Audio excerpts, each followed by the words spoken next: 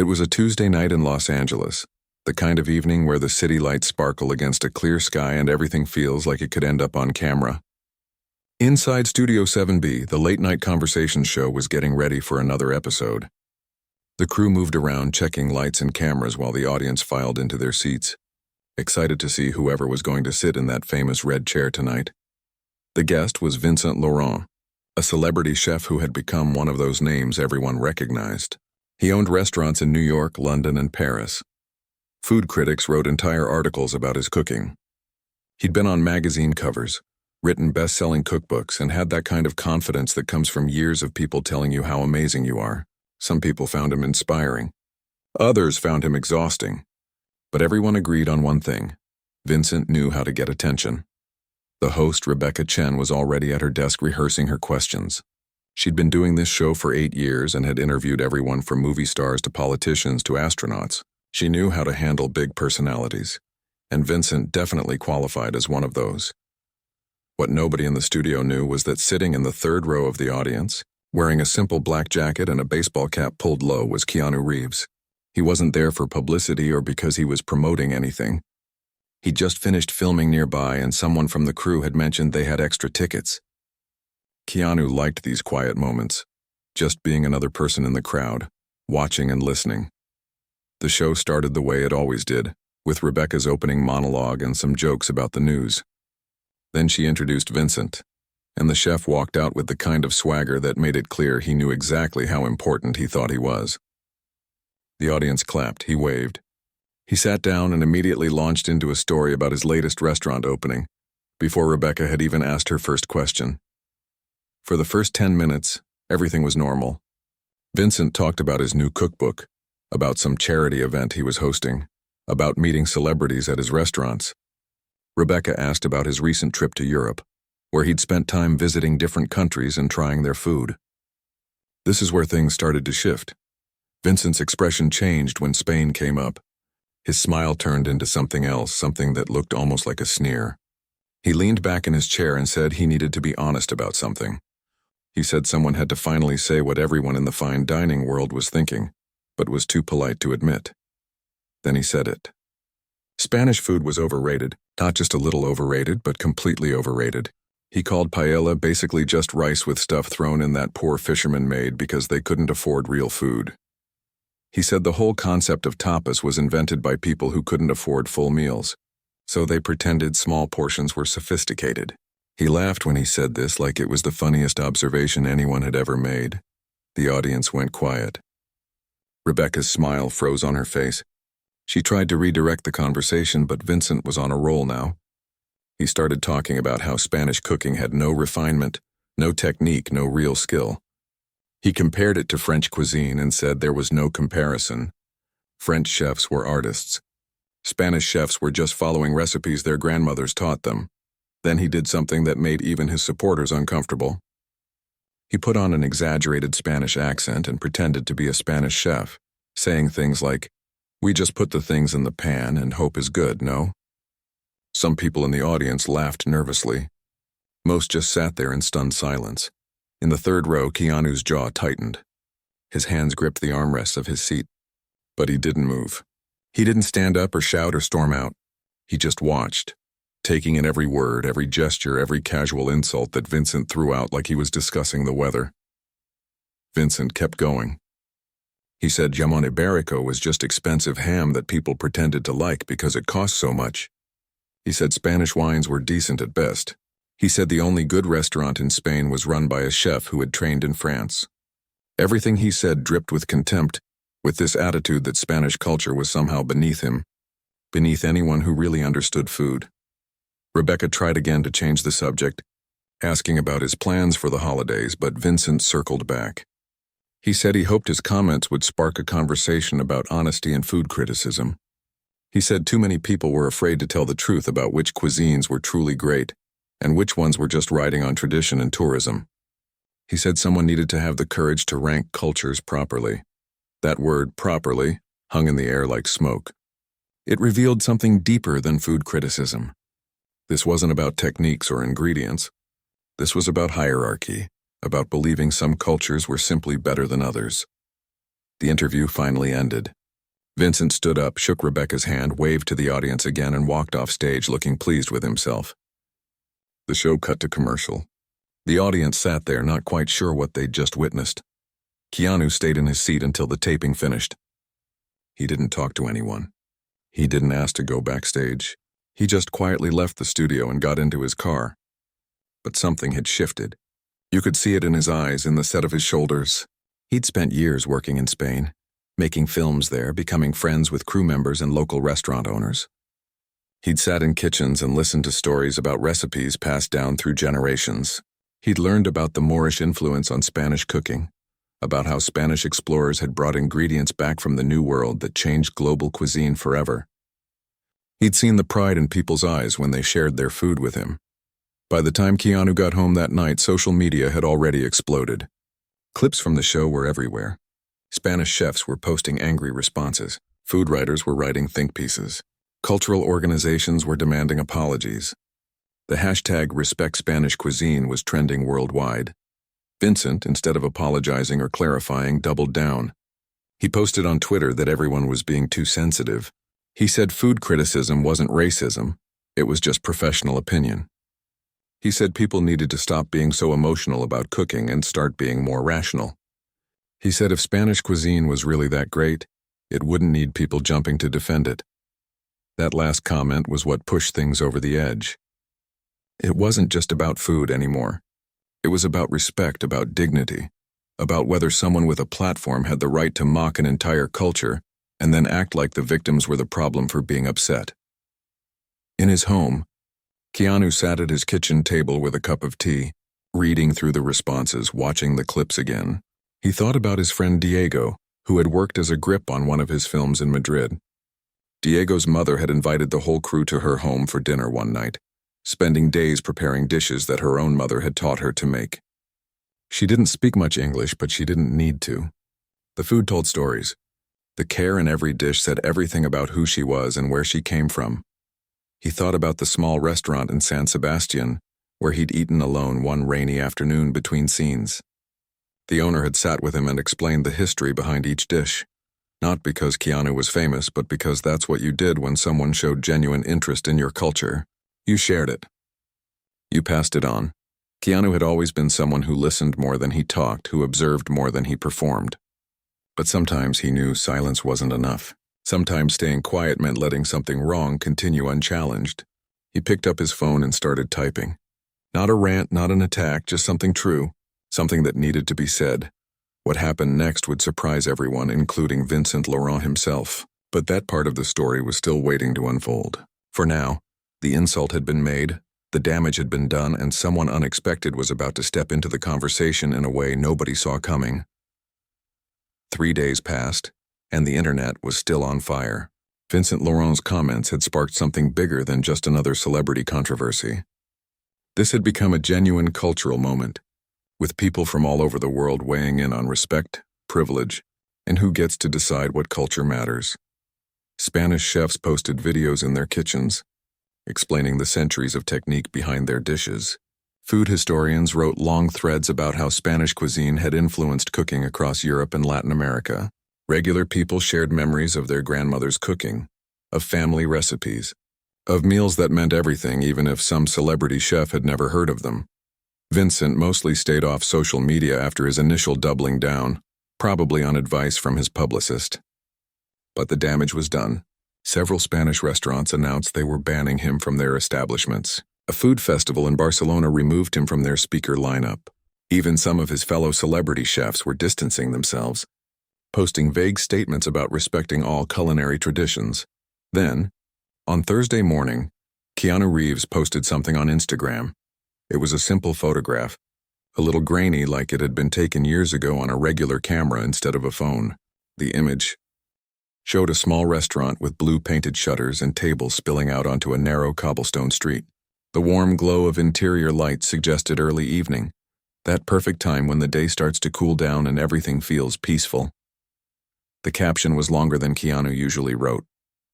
He rarely posted at all, and when he did, it was usually just a photo with a couple of words. But this was different. This mattered.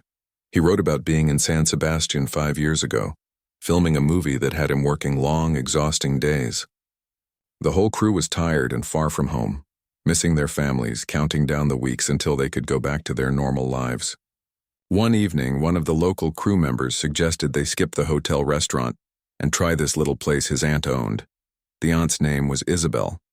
She was maybe 70 years old with silver hair pulled back in a bun and hands that never stopped moving. She didn't speak English and Keanu's Spanish was basic at best, but she sat with him anyway after the meal and started telling him stories. One of the translators helped, but honestly, Keanu wrote, you didn't need words to understand what she was saying.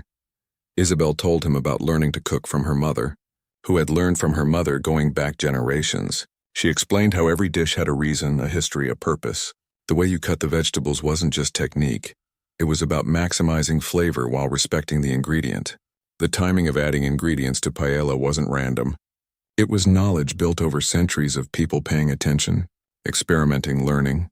She told him about the Civil War, about times when there wasn't much food at all, and how people had to be creative and careful with every single ingredient they could find. She told him about her husband who had fished those waters for 40 years, how she could tell by looking at the seafood exactly where and when it was caught.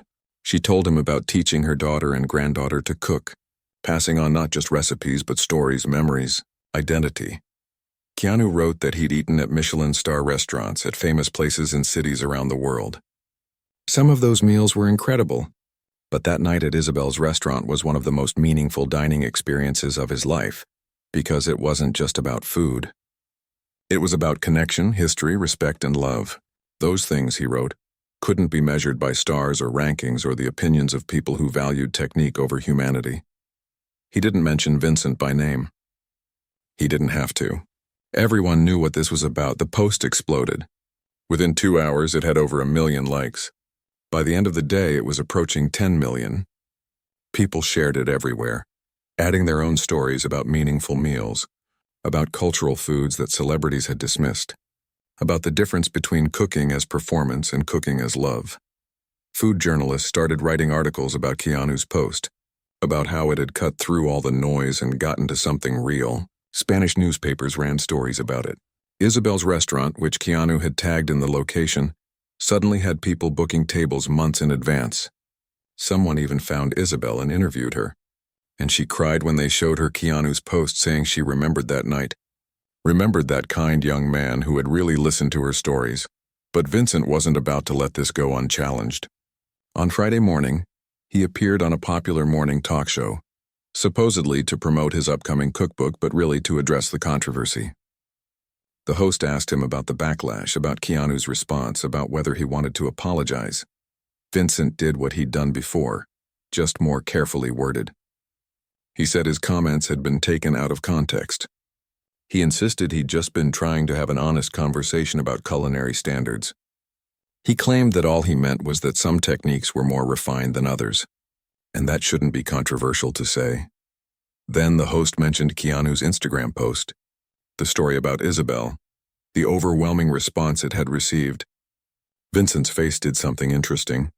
You could see him trying to decide how to play this, whether to back down or push forward. His ego made the choice for him. He smiled, that practiced TV smile, and said something like, "Look, I have tremendous respect for Keanu Reeves as an actor. I've enjoyed his films, but with all due respect to him, he's not a chef. He's not trained in culinary arts. He doesn't understand the technical aspects of cooking at the highest level. Eating at a restaurant and having a nice time doesn't make you an expert on cuisine." He kept going, digging deeper. He said emotion and nostalgia were clouding the conversation. He said what the food world needed was objective standards, professional criticism, not sentimentality about grandmothers and family recipes. He said if we let feelings dictate culinary rankings, then every cuisine would be equally great, which was obviously impossible.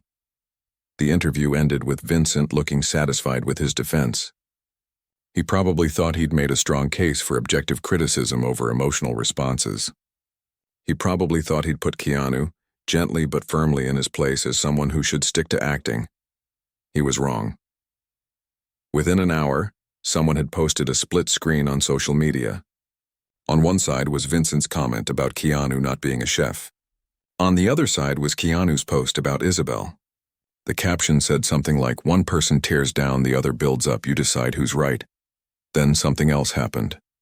A food writer named Antonio Rodriguez, who had a substantial following and respect in the culinary world, posted a challenge. He suggested a public discussion between Vincent and Keanu, moderated by someone credible and knowledgeable. Not a debate exactly, more like a conversation about food, culture, respect, and what it means to criticize someone else's heritage.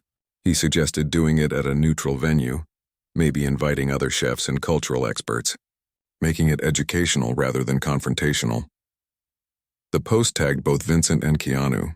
It also tagged Carmen Delgado, a legendary Spanish chef who had earned 3 Michelin stars and trained dozens of acclaimed chefs across Europe. If anyone could moderate this conversation fairly and with authority, it was her. The internet immediately picked up on the idea. People started sharing it, adding comments like, "This needs to happen and I would watch this." News outlets wrote articles about the proposed discussion. Someone even created a petition asking both men to accept, which got hundreds of thousands of signatures in less than a day. Keanu's response came that same evening. Just 3 words on Twitter, but they were enough. "I accept." For Spain, those 3 words said everything. He wasn't doing this for attention or publicity. He wasn't doing it to boost his own profile or sell anything. He was doing it because people he cared about, a culture he respected, had been insulted. And sometimes you have to stand up even when it's uncomfortable, even when it's outside your usual role. Now all eyes turned to Vincent. He'd been challenged publicly by someone the entire world seemed to be supporting. If he refused, he'd look like a coward, like someone who could dish out criticism but couldn't defend his positions. If he accepted, he'd be going up against someone who clearly had done his homework, who cared deeply about the subject and who had the respect of millions of people. His publicist probably told him to decline gracefully. His lawyers probably advised against it. His friends probably said it was a trap. But Vincent had built his brand on being bold, controversial, unafraid to say what others wouldn't. How could he back down now? 2 days later, Vincent posted his acceptance. The wording tried to sound magnanimous, something about always being willing to have intellectual discussions about food and culture, about appreciating Keanu's passion even if it was misguided, about looking forward to an educational exchange of ideas. But everyone could read between the lines. This was happening. Vincent and Keanu were going to sit down, probably with millions of people watching, and talk about what had become so much more than just food criticism. This was about respect, about power, about who gets to define what matters and what doesn't. The event was scheduled for 2 weeks later in New York City. Carmen Delgado confirmed she would moderate. The venue was announced as a respected culinary institute with a theater that could hold 500 people. Tickets would be distributed to food professionals, students, journalists, and some members of the public through a lottery system. Social media spent those 2 weeks in anticipation. People made predictions about what would happen. Some thought Vincent would destroy Keanu with technical knowledge. Others thought Keanu's sincerity would win out over Vincent's arrogance. Most people just wanted to see what happened when someone finally stood up to a bully who'd been getting away with punching down for too long. What nobody knew was how Keanu was preparing. He wasn't treating this like a fight to win. He was treating it like an opportunity to learn, to listen, to truly understand what he was defending. And that approach, that fundamental difference in how the 2 men saw the world, would make all the difference when they finally sat down across from each other. The internet spent the next 2 weeks doing what the internet does best, picking sides and creating content. Team Vincent made compilation videos of his technical cooking skills, his awards, his credentials. Team Keanu made montages of his kindness, his humility, his genuine moments with regular people. News shows debated whether celebrities should weigh in on cultural issues. Food blogs analyzed every angle of the controversy. But away from all that noise, 2 men were preparing in very different ways. Vincent treated the upcoming discussion like a competition he intended to win. He assembled his team, the same people who helped prep him for TV appearances and cookbook interviews. They created presentations with charts and graphs showing culinary techniques, comparing cooking methods across cultures, highlighting French cuisine's influence on fine dining worldwide.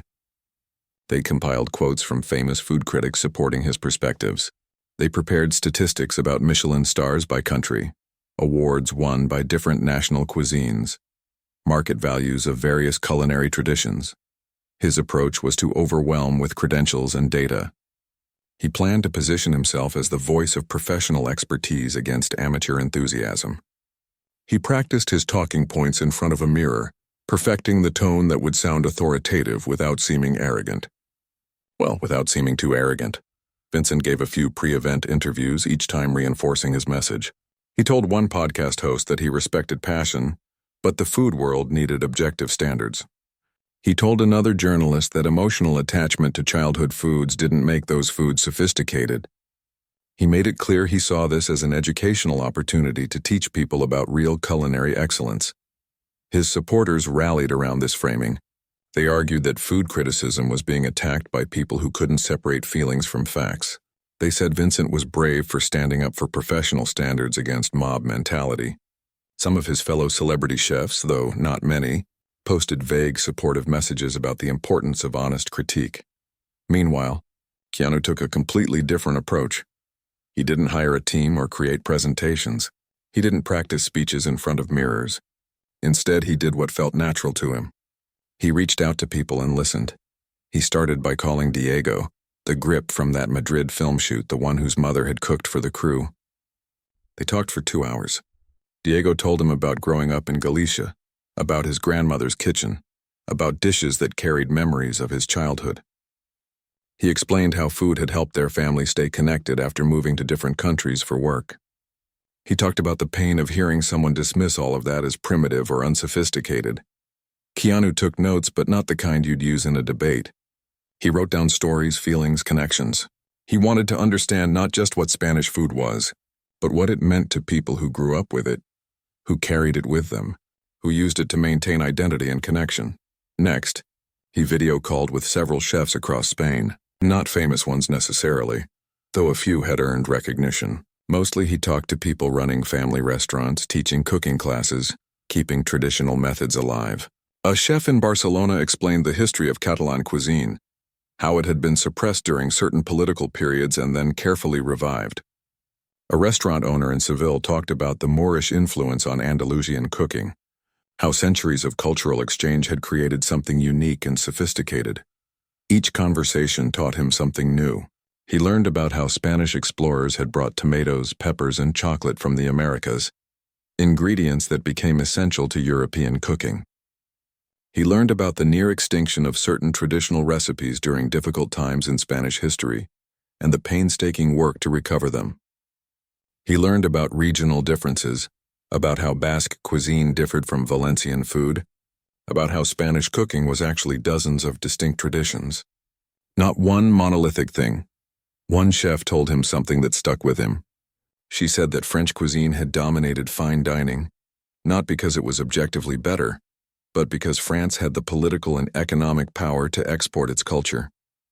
She said colonialism and imperialism had shaped which cuisines were considered sophisticated and which were considered peasant food. That framework, she explained, had nothing to do with the actual quality or complexity of the cooking. This perspective opened something up for Keanu. This wasn't just about defending Spanish food. This was about understanding how power shapes perception, how the same arrogance that dismissed Spanish cuisine dismissed other cultures too. This was bigger than one chef's rude comments. 5 days before the event, Keanu did something that surprised even his closest friends. He flew to New York early and spent time walking through neighborhoods with Spanish-speaking communities. He visited bodegas, small restaurants, family-owned shops. He talked to immigrants who had brought their recipes with them, who were raising children caught between cultures, who used food to maintain connections to places they might never see again. In Brooklyn, he found a small restaurant called Casa de la Familia. The owners were an older couple who had moved from Galicia 30 years ago. When Keanu walked in, they recognized him immediately but tried to play it cool, treating him like any other customer. He ordered several dishes and ate slowly, paying attention to every flavor, every texture, every detail. After the dinner rush ended, the owner, Rafael, came to sit with him. They started talking, and Keanu explained why he was there, about the upcoming discussion, about wanting to truly understand what he was defending. Raphael called his wife Lucia over, and then their daughter Teresa, who helped run the kitchen. They talked for hours. Raphael told stories about learning to cook from his father, who learned from his father generations of fishermen and farmers who knew how to make something meaningful from whatever they had. Lucia explained how she'd adapted recipes to ingredients available in New York, how she'd taught her children to cook while also learning about their American classmates' foods. Teresa talked about the challenge of maintaining tradition while also evolving, about feeling caught between honoring the past and living in the present. At one point, Lucia went to the kitchen and came back with a worn wooden spoon, the handle smooth from decades of use. She held it carefully, reverently. She told Keanu it had belonged to her mother, who had used it to cook for their family in Spain through good times and hard times. When Lucia left home, her mother gave it to her, saying it had stirred love into thousands of meals and would continue to do so. Lucia looked at Keanu and said something that made him tear up. She said that when someone like Vincent dismissed their food, he wasn't just criticizing recipes. He was dismissing their history, their sacrifices, their identity. He was saying that everything her mother and grandmother had done, all those hours in the kitchen putting love into meals, was worthless because it didn't meet his sophisticated standards. Before Keanu left that night, Lucia did something unexpected. She wrapped the wooden spoon carefully and handed it to him. "Take this tomorrow," she said. "Let it remind you what cooking really means. Not technique or awards or critics. Love, memory, connection, that's what food is." Keanu tried to refuse such a precious family heirloom, but Lucia insisted. She said her mother would have wanted him to have it for this purpose: to stand up for people who couldn't stand up for themselves against people with bigger platforms and louder voices. The night before the event, Keanu sat in his hotel room with that wooden spoon on the desk in front of him. He thought about all the conversations he'd had, all the stories he'd heard, all the people whose experiences had been dismissed by someone who'd never bothered to understand them. He didn't have charts or graphs or statistics. He didn't have credentials from culinary school or a list of restaurants he'd opened. What he had were stories, real ones, about real people for whom food meant everything. He had names and faces and memories that had been shared with him, trusted to him. He realized something important that night. Vincent was going to come with arguments about technique and sophistication and objective standards. But those arguments only worked if you accepted the premise that food could be separated from the people who made it, that you could judge cuisine without considering culture, history, and humanity. Keanu wasn't going to accept that premise. Across the city, Vincent was in his hotel suite doing final rehearsals.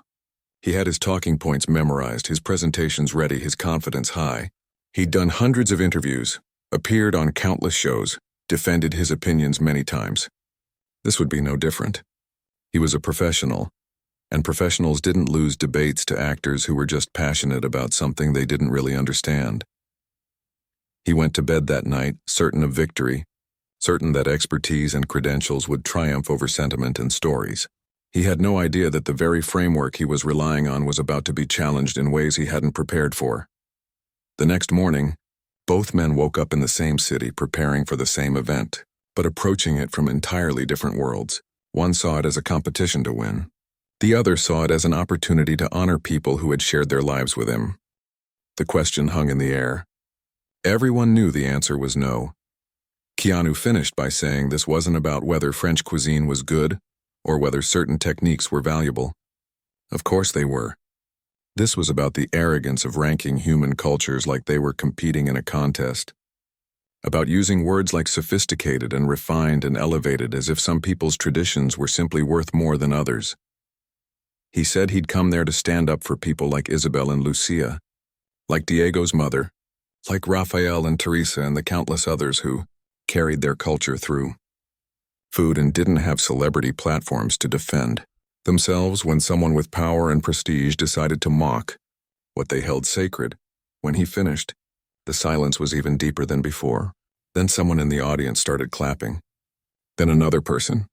Within seconds, most of the room was applauding, some people standing. Not everyone.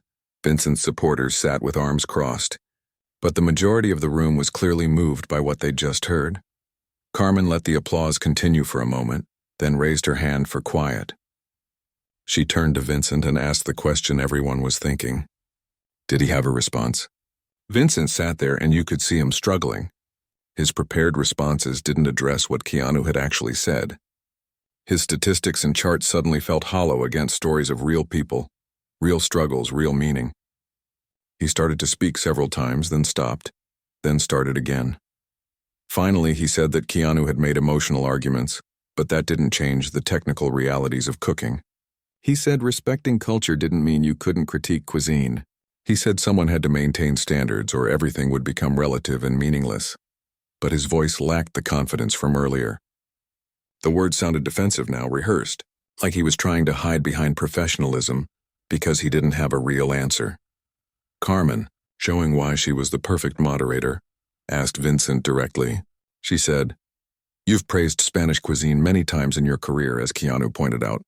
You've earned recognition partly through techniques you learned from Spanish chefs. So what was the purpose of going on television and mocking Spanish food, Spanish culture, Spanish people? What did that accomplish except hurt people and boost your own profile?" Vincent didn't have a good answer to that.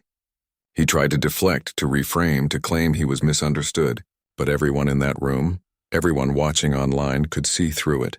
This had never been about honest culinary criticism. This had been about ego, about getting attention, about punching down for entertainment value. The event ended without a clear winner being declared, but everyone knew how it had gone.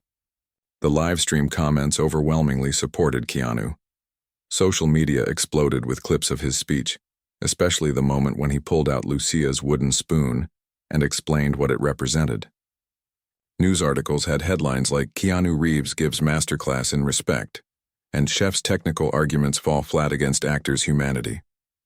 Vincent left the venue quickly, surrounded by his team, declining to speak to journalists waiting outside.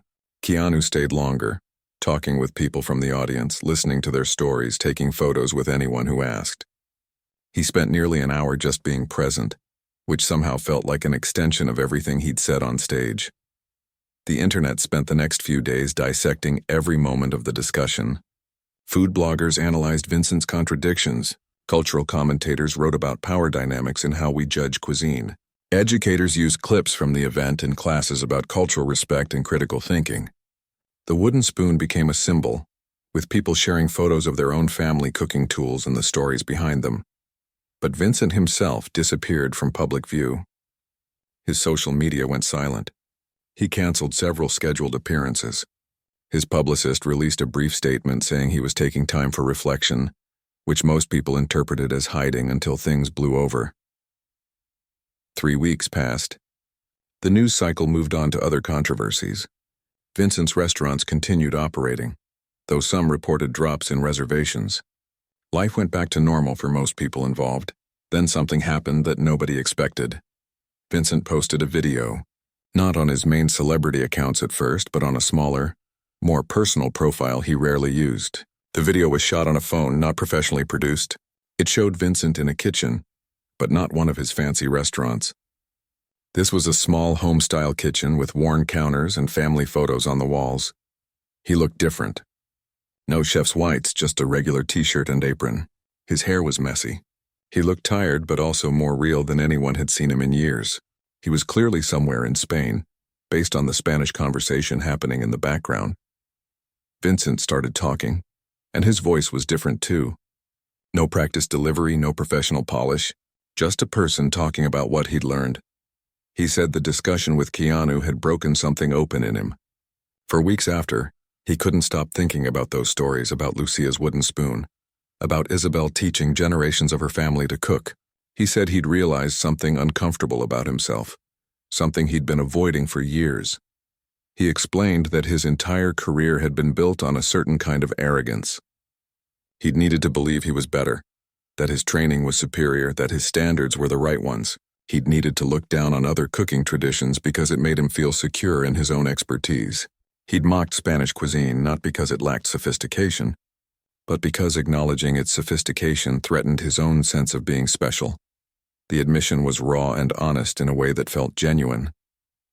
He talked about how he'd grown up without much money, how he'd worked brutal hours in kitchens, how he'd fought to earn respect in an industry that didn't respect people like him at first. And somewhere along the way, he'd started doing to others what had been done to him, using put-downs to elevate himself. Then he explained where he was. A small town outside Valencia, working in a family restaurant run by 3 generations of cooks. He'd reached out to several Spanish chefs after the discussion, apologizing and asking if any of them would be willing to teach him. Most had ignored him. A few had told him exactly what they thought of him in very direct language. But one older chef named Javier had responded saying Vincent could come work in his kitchen if he was serious about learning, and kept his mouth shut. Vincent had taken a month off, told almost nobody where he was going, and gone to work for Javier. The video showed glimpses of him chopping vegetables, stirring pots, cleaning dishes, doing the work that immigrants did in his own restaurants, the people whose culinary traditions he'd dismissed. He said he was learning that Spanish cuisine wasn't simpler or less refined. It was different, built on different values, where French cooking often prioritized complexity and technique for their own sake. Spanish cooking prioritized ingredient quality and allowing flavors to speak for themselves. Neither approach was better. They were different philosophies, both valid, both sophisticated in their own ways. He talked about Javier's mother, who still cooked in the restaurant at 78 years old. She'd taught him to make sofrito, the base of so many Spanish dishes, not by following a recipe but by feeling, smelling, tasting, knowing when it was ready. That knowledge, Vincent said, couldn't be taught in culinary school. It took years of daily practice, of attention, of caring about getting it right. He said he'd been wrong. Not just wrong about Spanish cuisine specifically, but wrong about how he'd been thinking about food and culture entirely. He apologized sincerely to everyone he'd hurt with his comments. He especially apologized to Spanish chefs, to people working in his restaurants, to anyone who'd felt dismissed or disrespected. The video ended with him saying he was staying in Spain for another month, continuing to learn, and that when he went back to his restaurants, things were going to change. Not in a performative way, not as a publicity stunt, but because he couldn't keep doing things the way he'd been doing them. Not after this. The video spread quickly once someone found it and shared it to larger platforms. Reactions were mixed. Some people thought it was genuine. Others suspected it was a calculated move to rehabilitate his image. Some Spanish chefs publicly accepted his apology. Others said actions would matter more than words. Keanu's response came a day later, characteristically brief and gracious. He posted a photo of a simple meal, the kind of food you'd share with friends around a kitchen table. The caption just said, "Food is love made visible. Every culture knows this truth in its own beautiful way." He tagged several Spanish restaurants and chefs, including Javier's family restaurant, directing attention to them rather than to himself or Vincent. That gesture said everything about the difference between the two men. Vincent was still making his redemption about himself, even if more humbly. Keanu just kept pointing toward other people, keeping the focus on the communities and cultures that deserved recognition. Months passed. Vincent did return to his restaurants, and true to his word, things changed. He revised menus to properly credit Spanish influences and techniques. He created a program to highlight dishes from his staff members' home countries, featuring their family recipes and stories. He started paying his kitchen staff better and treating them as colleagues rather than invisible workers. Some people remained skeptical, and fairly so. Years of arrogant behavior couldn't be erased by a few months of humility, but others noted that genuine change takes time and acknowledged that at least he was trying. The bigger impact happened in the food world more broadly. The entire incident sparked conversations about how we talk about cuisine, about whose opinions get privileged, about the relationship between food criticism and cultural respect. Culinary schools started adding modules about cultural humility. Food critics began being more thoughtful about how they framed comparisons between cuisines. 6 months after the discussion, something happened that felt like the true conclusion to the story. Vincent's flagship restaurant in New York reopened after a brief renovation. The new menu prominently featured Spanish-influenced dishes, but more importantly, the head chef position was now shared between Vincent and a Spanish chef named Patricia, who had trained in Barcelona and worked her way up through Vincent's kitchen. Opening night was invite only, and the guest list was surprising. Isabel flew in from San Sebastian, her first time in America. Rafael, Lucia, and Teresa from Casa de la Familia were there. Several Spanish chefs who had been vocal critics of Vincent attended, curious to see if this was real change or performance. And Keanu came, not as the guest of honor, but as a regular attendee. He brought Diego and his mother, the ones who had first introduced him to Spanish home cooking years ago. There was a moment during dinner when Vincent came out of the kitchen. He looked nervous as he approached the table where Keanu sat with the Spanish families. He didn't give a speech or make a scene. He just thanked them for coming, for giving him a chance to show he was serious about change, for teaching him what really mattered. Keanu stood up and did something simple but powerful. He extended his hand. Vincent shook it, and you could see the relief in his face. Not because he'd been forgiven completely. Forgiveness isn't transactional like that. But because someone was willing to acknowledge effort, to recognize that people can grow and change if they're willing to do the work. Isabel, through a translator, told Vincent that she'd been moved by his willingness to learn. She said that in her experience, pride was often the last thing people let go of, and letting it go was harder than learning any cooking technique. She said he had a long way to go, but the path he was on was a good one. The meal continued, and something beautiful happened. People from different backgrounds who had been on different sides of a controversy sat together sharing food and conversation. There was still some awkwardness, still some lingering hurt, but there was also the beginning of something better. Lucia at one point asked Keanu about the wooden spoon she'd given him. He smiled and said it was in a place of honor in his home, and that he thought about what it represented often. She nodded, satisfied, saying that was exactly where it should be and exactly what it should do.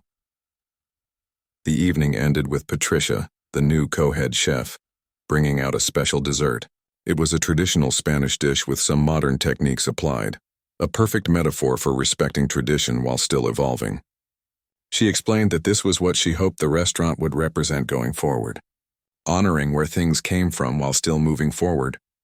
People took photos, shared stories, and slowly said their goodbyes. As Keanu was leaving, a young culinary student who had been interning in the kitchen stopped him. She was Latina, and she said that seeing him stand up for Spanish culture had meant everything to her. She said she'd been made to feel like her grandmother's cooking wasn't sophisticated enough, wasn't worth studying seriously. Seeing someone with his platform defend that tradition had helped her reclaim pride in where she came from. Keanu listened, really listened, the way he always did.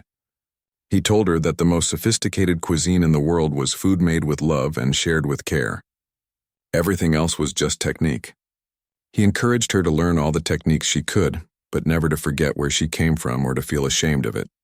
This ultimately was the real story. Not about a celebrity feud or a public confrontation, but about what happens when someone chooses respect over arrogance, when communities come together to defend what matters, when people are willing to learn and grow even after making serious mistakes. Vincent would spend years working to truly earn back trust and respect.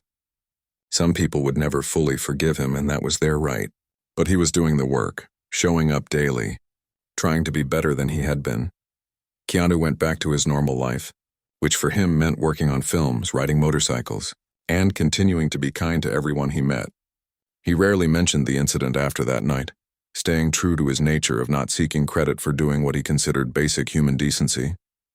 But the impact rippled outward in ways both large and small.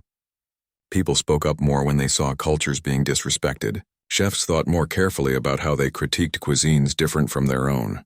Families shared stories about their food traditions with more pride, knowing that those traditions had value regardless of what any critic said. And somewhere in Brooklyn, Casa de la Familia got busier with new customers who had heard the story. Lucia's cooking fed more people, and with every meal, she passed on not just recipes but the values behind them. Love, respect, connection, memory. The things that matter more than any award or review. That wooden spoon, the one that had stirred love into thousands of meals, had done its work one more time. It had stirred a conversation that needed to happen, had helped someone remember what cooking truly means, had brought people together across divides. In the end, that's what good food does. It nourishes bodies, but more importantly, it nourishes souls, builds bridges, and reminds us of our shared humanity. And that lesson, simple but profound, was what this whole story had always been about.